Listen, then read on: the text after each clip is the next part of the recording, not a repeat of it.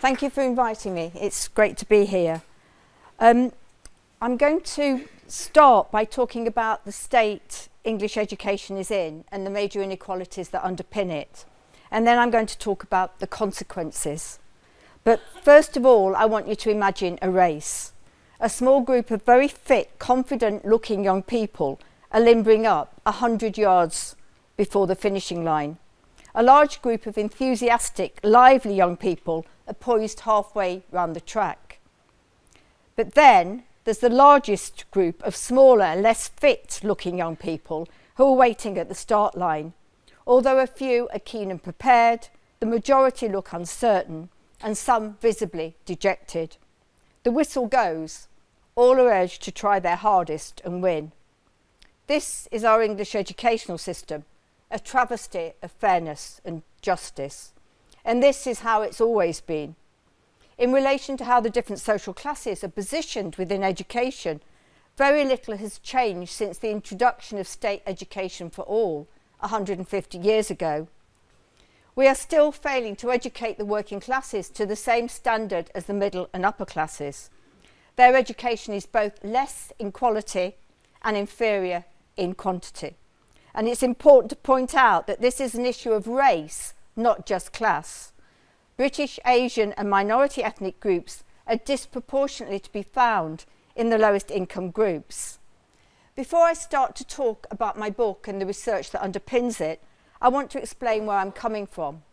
I grew up in a Leicestershire council estate, the oldest of 8 children from a coal mining family, and a free school meal child throughout my schooling. My school experiences were one of humiliation, setbacks, put down and disrespect. And when I finally made it to a Russell Group university, if anything, my experiences were worse and the humiliations greater. So I did what many educationally successful working class girls did in the 1970s. I became a teacher. And I remained a teacher in inner London for over 20 years, trying against a growing avalanche of ill-thought-out policies to make education better for working class children than it had been for me.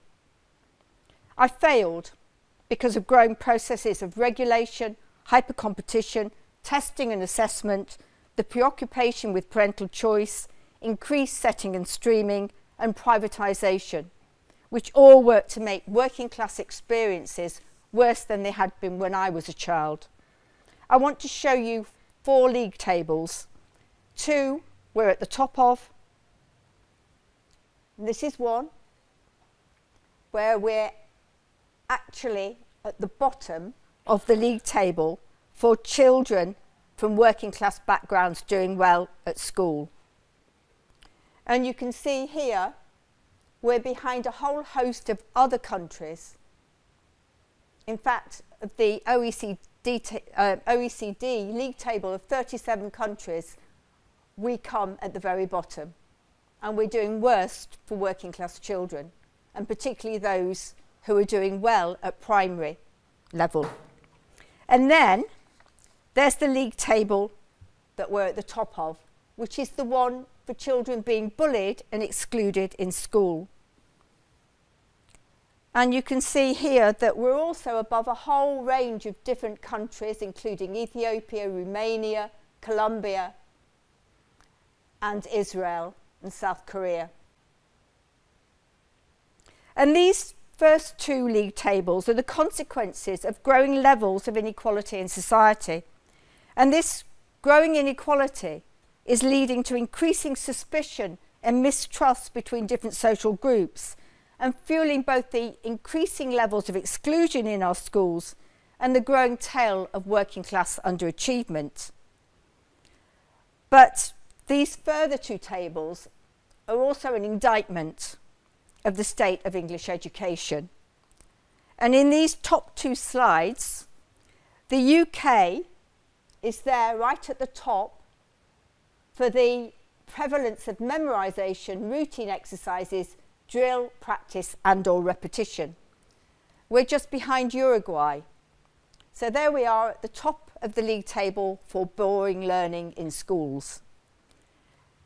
But when it comes to critical thinking, you can see that deep learning, intrinsic motivation, creativity, non-routine practices and problems, we're actually right at the bottom there, behind a whole lot of other countries like Norway, the United States, China, Korea, Japan, and Poland. And I think what this tells us is that we're now doing more rote learning than almost anywhere else in the world. No wonder that so many children across social class are turned off by their schooling and bored with an education where teaching to the test has gained a stranglehold. Now, although I'm going to talk about the educational system, I do so with one major proviso. The main factor that's getting in the way of working class educational success is not schools and teachers any more than it's families and working class culture. It's poverty. And we now have more poverty than we did when I was growing up as a free school meal child in the 50s and 60s. The most recent research on poverty shows that 4.2 million children are living in poverty, and that number is set to soar to over 5 million in the next 5 years. We now have a third of all our school children living in poverty, and that's set to rise to nearly half. So this is the time bomb facing schools and our educational system. One of the best ways of tackling inequality in education is actually through a fairer taxation system that redistributes from the wealthy to the well-off. But I'm going to talk later about other things that I think would make our educational system fairer. Now, my book is actually based on a mix of statistics, more than 500 interviews, and my personal memoir of growing up as a free school meal child. And it argues that despite a whole raft of policy initiatives, from testing regimes, league tables, school choice, academies and free schools, and the return to traditional models of curriculum in both secondary and primary schools, that little has changed in relation to how the working classes are valued in education. And this lack of valuing and respect has led to increasing levels of polarisation and segregation. There's always been segregation between the upper classes and the rest of us. They send their children to private schools. But now, even within the state sector, the working classes often go to different schools to the middle classes. And here we can see that 4/5 of children from working class minority ethnic families are taught in schools with high concentrations of other immigrant or disadvantaged students. That's the highest proportion in the developed world. Half of all free school meal children are educated in just 1/5 of all schools. And as you can see from the table on routine learning and memorisation, a majority of children in the state sector are getting an impoverished curriculum, but it's working class children who are getting the most restrictive educational offer. Because the schools that working class children are mostly not doing well in the league tables, there's a lot of pressure on those schools to increase their league table position. And this means a more concentrated focus on reading, writing and arithmetic than in schools that serve more affluent intakes. And research from the Royal Society of Arts in 2016 found that children in poorer parts of Britain were being taught a curriculum that was significantly different to that taught in wealthier areas. They had less humanities and less art, drama and music. And that reduces educational opportunities for working class children. So in these predominantly working class schools, this preoccupation with testing and assessment has turned education into what often feels like a punishment for working class children. And in a misplaced effort to control and police their behaviour, they also have an excess of rules and regulations, seldom found in more mixed or middle class schools, and a culture that emphasises control and regulation rather than creativity and curiosity. And earlier this year, I gave a talk at the Hay Festival, and afterwards, the head of English at a large Birmingham comprehensive came up to me and said that in her school, the bottom 3 sets don't engage with books anymore in English. They don't do any poetry, they don't do any plays, they don't do any novels. They just get basic literacy sheets to fill in. And in my own research, all the children I interviewed had a powerful sense of their position in the academic hierarchy. From reception, growing numbers of children are in sets, and they can tell you that they're only in the yellow group, and that's not a very good set to be in. This is a 6-year-old from a London primary school, and she said, they, the lions, think they're better than us. They think they're good at every single thing. And the second group, tigers, there's some people that think they're good and more important. And one of the boys in giraffes, he was horrible to me, and he said, get lost, slow tortoise. But my group are monkeys, and we're only second to bottom. At a recent conference, a researcher spoke with a mixture of horror and disbelief at 4 sets in an infant class that he went into. And the top set were called flying squirrels, the next set were called tree squirrels, the set below them were called ground squirrels, and then the bottom set were called marmots because they're a type of squirrel that live under the ground.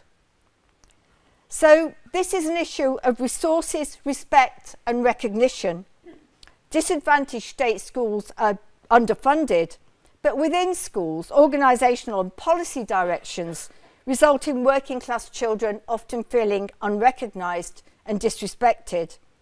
And in my own research in English schools over a period of 25 years, working class children have frequently said they feel rubbish, stupid and no good, or even that they count for nothing in the school context. And I want to argue that the educational system can be very soul-destroying for those who struggle, swallowed up in a remorseless system of hierarchical ranking and a competitive counting culture. And we can see the consequences for the individual in this poignant plea from Jason. And he said some kids, they just can't do it, like they find the work too hard, or they can't concentrate because too much is going on. Then they're put like as rubbish learners and put in a bottom set, and no one cares about them, even though they're the ones who need the most help. They should be getting the most help. And in addition to feelings of futility, unfairness and humiliation, what concerned me was that unlike the top sets, which were predominantly white and middle class, all the lower set children were working class and ethnically diverse. Schooling should be about establishing a community of learners, but setting on the basis of perceived ability undermines any sense of community. And it also widens the class attainment gap, as middle class children in the top sets benefit, while working class children based in bottom sets and streams are further disadvantaged. But another negative consequence is that ability grouping promotes social segregation among children. Even when they attend the same schools, setting and streaming works against social mixing between children from different social classes. And this is some research from the National Education Union that found that children as young as 2 are now being divided into groups based on ability and behaviour. And half the nursery school teachers questioned by the researchers grouped their 2 to 4-year-olds for teaching reading, and a third grouped them for maths. And the research team concluded teachers have concerns about the negative impact of grouping on children's self-confidence, self-esteem and aspirations, potentially leading to mental health problems.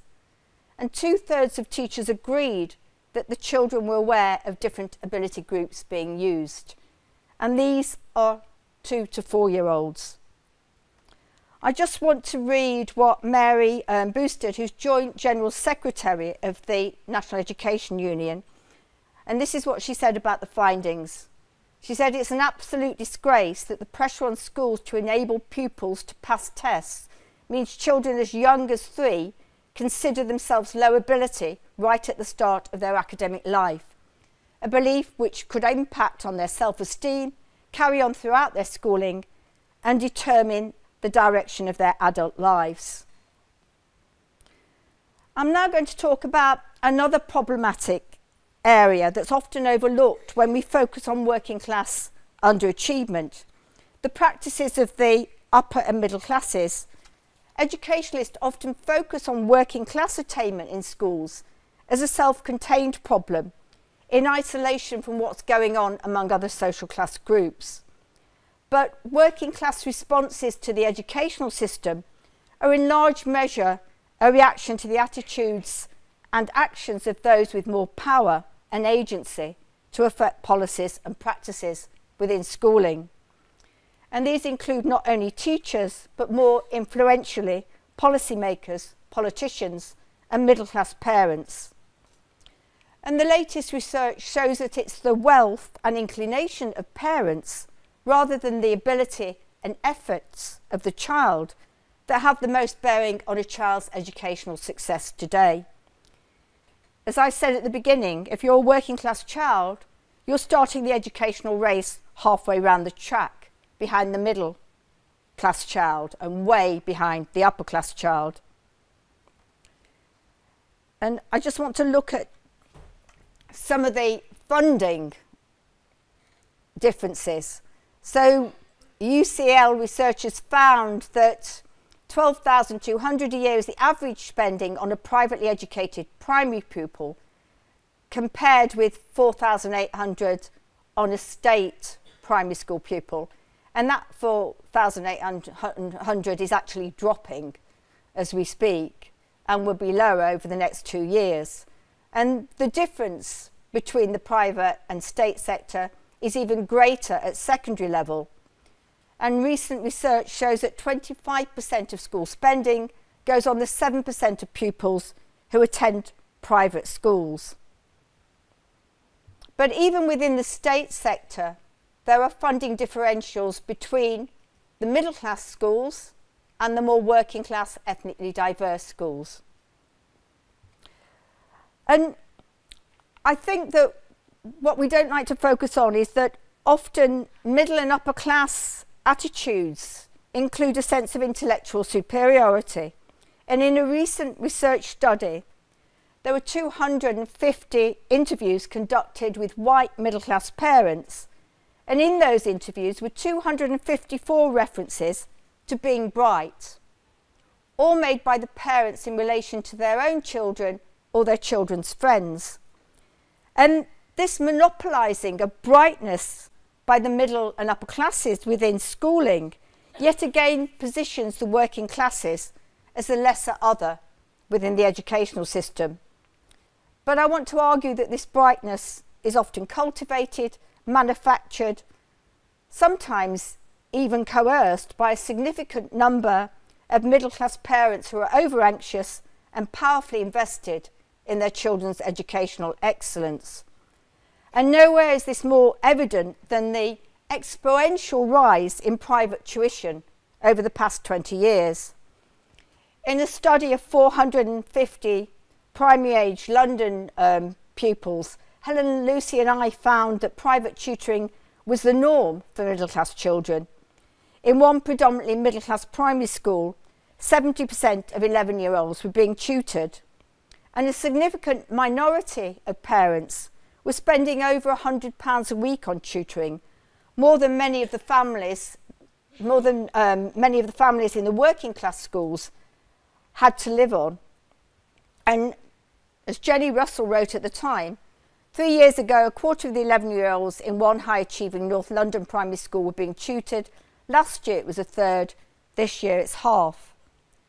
And then we've got more recent research from the Sutton Trust, which found that 25% of state-educated secondary students were receiving private tuition, and that was actually 42% in London. And I thought this was a surprise. You think they'd be paying enough on their children's school fees, but privately educated students are twice as likely to receive private tuition as state-educated pupils. As well as identifying problems in working class homes, we need to focus on the numerous strategies that many middle class parents have for ensuring educational advantages for their children. Strategies such as insisting primary school curriculum prepare children for selective entrance exams, campaigning for setting and streaming to be introduced, employing private tutors, and buying properties within the catchment areas of high achieving schools. And when that latter strategy is too expensive, lying about addresses. And someone once said when I mentioned that in a talk that that was unfair, but actually the most recent research from last month shows that it is middle rather than working class parents who are most likely to try and cheat the system to get their child into a good school. Almost 30% knew someone who had cheated the system, and these included dubious techniques such as buying or renting a second home. And then a smaller percentage of 16% said they knew someone who'd used a relative's address. And tactics like these can have significant impact in many localities on the educational marketplace, serving to deepen already existing social class divisions in schooling. And although not directly aimed at the working classes, they have a damaging impact on working class educational opportunities. Middle class children are learning an important lesson about failure, that it's intolerable, unwanted, and belongs somewhere else. And that's why contemporary educational policy is so paradoxical. It's nominally about raising working class achievement, although its practices generate the exact opposite, ensuring that educational failure remains firmly located within the working classes. As a result, regardless of what individual working class males and females are able to negotiate and achieve for themselves within education, the collective patterns of working class trajectories remain sharply different from those of the upper and middle classes, despite 150 years of universal state schooling. Now, throughout my book, what both working class boys and girls say across ethnic differences reveals some of the hidden injuries of class that are enshrined and perpetuated through educational policies and practices. But these injuries of class are particularly raw and vivid in relation to growing processes of assessment and testing. England is now one of the most tested nations in the world. And this is what Hannah said. She told me, "I'm really scared about SATs." And I asked her why. She said she's hopeless at times table, she's no good at spelling. And she said, I'm so frightened I'll do the SATs and I'll be a nothing. And I said, you can't be a nothing. And Hannah said, yes, you can. And I tried to reassure her, but there was no reassuring her. She kept on telling me she was definitely going to be a nothing. And Hannah was far from alone. Other children talked about being rubbish and no good. But it was working class children in particular who seemed to indicate far-reaching consequences in which good SATs results were linked to positive life prospects and poor results meant future failures and hardships. And this is Sharon. And she said, I think I'll get a 2, only Stuart will get a 6.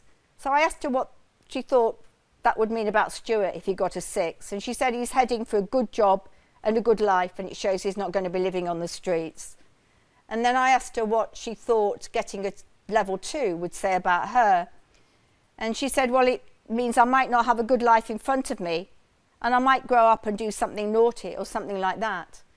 Now, I did this research in 1999, and 2 years ago I went back and looked at Year 6 children and how they felt about SATs, hoping upon hope that, you know, that things might have changed. But children were still saying that it would have long-lasting impact on their future prospects and life chances. And they were still saying, mostly working class girls across ethnic groups, that they were rubbish and no good. And I think here Sharon provides a poignant summation of class destinies and how they're linked to academic achievement, illuminating how class has entered psychological categories as a way of socially regulating normativity and pathology. And we can see that working class habitus in this classroom is characterised by abjection and a sense of hopelessness. And both Hannah and Sharon, at age 10, have already internalised an understanding of their low achievement as pathological. And as their quotes illustrate, at the micro level of the classroom, there are regular glimpses of the normalising and regulatory function of testing on children. And as I said, although children expressed anxiety across class, gender and race, it was not the white middle-class boys panicking about being no good through the new assessment procedures. Rather, it was black and white working-class girls agonising that they would be nothing and rubbish. And I think these girls, in the context of schooling, inhabit a psychic economy of class defined by fear, anxiety and unease, where failure looms large and success is elusive. Now, it's not just me that's been really alarmed by these growing practices of assessment and testing. There's been increasing protest and opposition among teachers, and more recently head teachers, about the cruelties and costs of excessive testing and contemporary austerity education for children, and also about the damaging impact on both their own morale and well-being. And this is one of the most powerful illustrations, I think, which was sent to Nicky Morgan in 2016 when she was the Education Secretary for a brief period of time. And the teacher wrote in this open letter, "The children in my class can do test questions. They just haven't had time to do anything else. Worse than being a teacher in this system is being a child at the mercy of it." In 2017, an NUT survey on primary assessment found that 97% of teachers agreed strongly that testing had a negative impact on children's access to a broad and balanced curriculum. They also wrote of demoralisation, demotivation, and physical and mental distress. And the following are just two of the many quotes from the survey, which are focusing on the negative consequences for children's well-being and their sense of themselves as learners. So this teacher said, "Our children are being set up to fail. Ministers don't seem to realise that their children at the end of these tests, they're only concerned with measuring teacher accountability." And then this teacher said, "Many of the children who previously enjoyed school now detest education. This is a crime and a shame because in its incompetence, the government has willingly and knowingly made children hate learning with a passion rather than harbour an environment of lifelong learning." However, although the excessive competition and testing impacts on all children and their well-being, the main costs are borne by working class children. They are disproportionately found to have the lowest grades and be in the bottom sets. The recent Good Childhood report, published in 2015, found that overall children in England have relatively low levels of subjective well-being compared to other countries, and England ranked 13th out of 14 countries for life satisfaction and feelings of happiness in relation to education.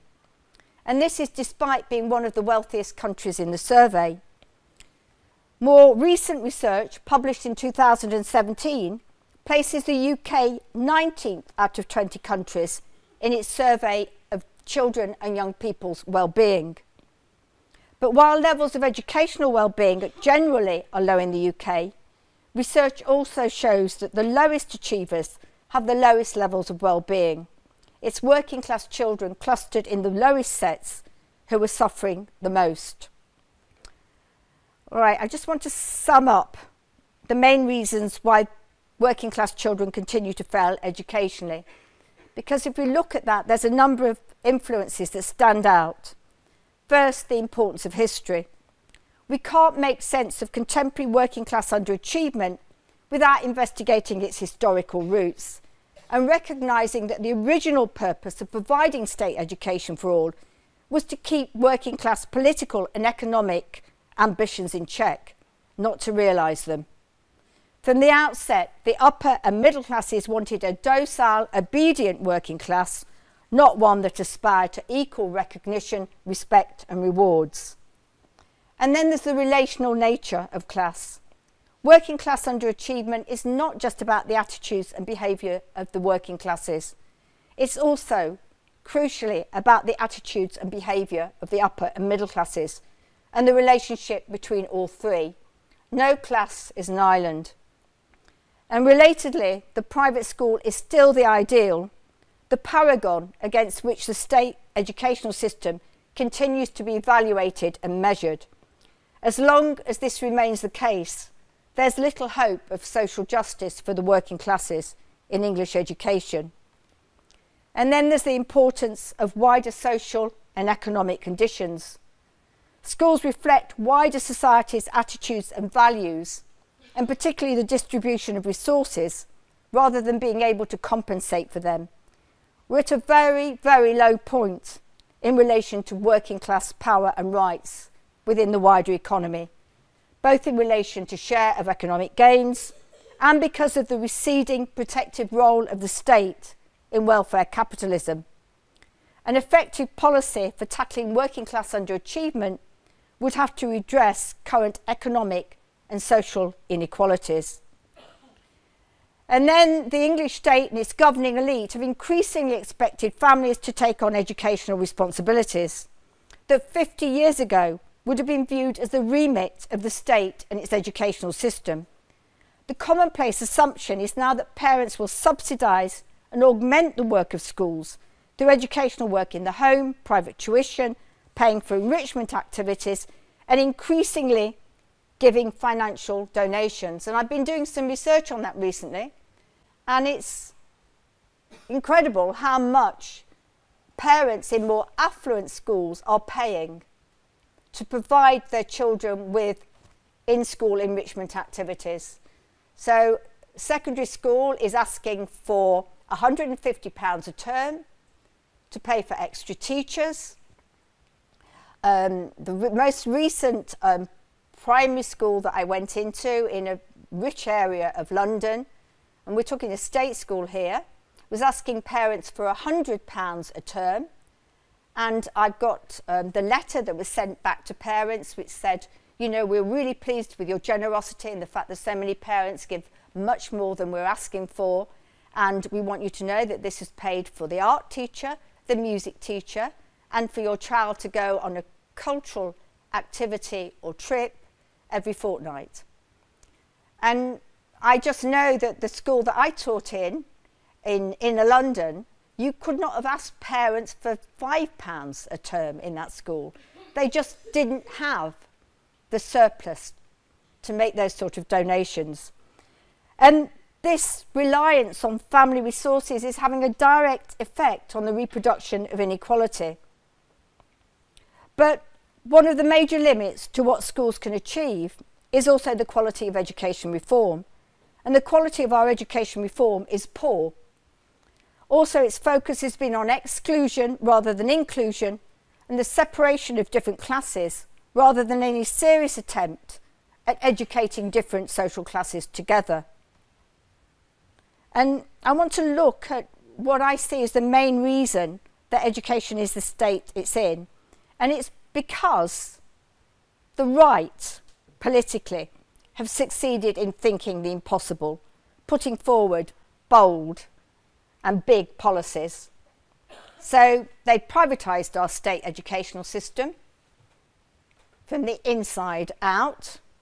They've reintroduced selective schooling. They now have a rigorous testing regime that starts with 5-year-olds. There's the imposition of a traditional inward-looking national curriculum at both primary and secondary level, and then there's the valorisation and protection of the private school sector. And I feel strongly that those of us committed to socially just education need to be just as transgressive in our thinking.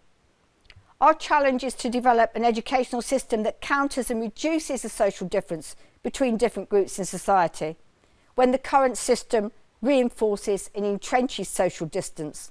An educational system that fulfills education's social purpose of generating a critically aware, empathetic citizenry, freely engaged in democratic participation. And this will only happen with a policy response that is much stronger than our opposition party's response, which is proposing free school meals for all children, a tax on free schools, and some reining in of academies. So I've decided to tell you what I think are big, bold initiatives that might produce a socially just educational system. So here we are.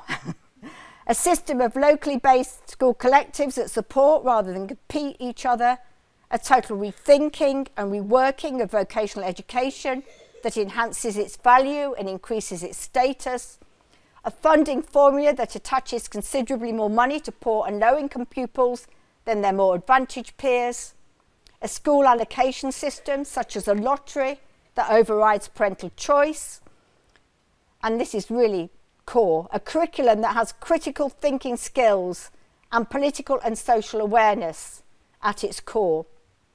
The introduction of mixed attainment teaching underpinned by collaborative learning, the abolition of all testing at primary level, the abolition of Ofsted, the ending of selective schooling, the abolition of private schools, and a progressive tax system that taxes the rich, provides tax breaks for the low paid, and deals harshly with tax evasion, with the aim of halving the gap between the rich and the poor within a decade. All right, now I'm sure you're going to take issue with lots of those, but I thought I'd put it out there. But I want to end with one policy proposal that I think probably everyone could agree with. And I'm going to talk about the country where I was visiting professor for 6 years, which is a country with a very good educational system, where educational reform is considered to be high quality, evidence-based, and is really underpinned by teachers working alongside policymakers. I suppose you can all guess. And this is Finland, and Finnish students score among the highest on PISA maths tests and have one of the lowest social class variances in test scores. Their working class children do really well. And the most important reason for this is considered to be the very high respect they have in Finland for teachers. Teachers spend less time in the classroom, and I actually looked it up before I came, so I checked the OECD report from 2018, and English teachers spend 65% of their time in direct face-to-face teaching situations. In Finland, it's 32%, it's less than half. And that gives them a lot more time to work collaboratively. It gives them more time to be engaged in professional development. They're encouraged to be researchers and provided time to do the research. And they're also given time to work together on policy and practices that improve student performance. So if we only agree on one policy that would make things better here, that's one. Okay. Thank you all for listening.